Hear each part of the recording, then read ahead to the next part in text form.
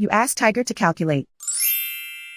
This deals with finding the midpoint between 2 points. The midpoint between the 2 points is -9, -21. Let's solve it step by step. Plot the 2 points and calculate the midpoint using the formula. The coordinates of point 1 are, x1 equals 57, y1 equals -97. The coordinates of point 2 are, x2 equals -75, y2 equals 55.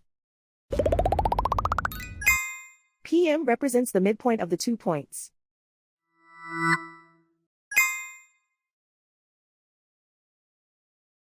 Use the x values in the midpoint formula to find the midpoints x.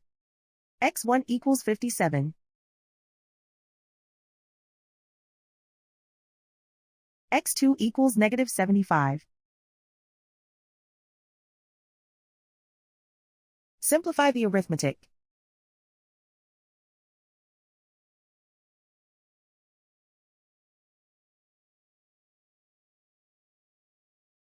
Use the y values in the midpoint formula to find the midpoints y.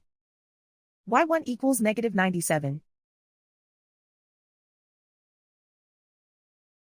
y2 equals 55. Simplify the arithmetic.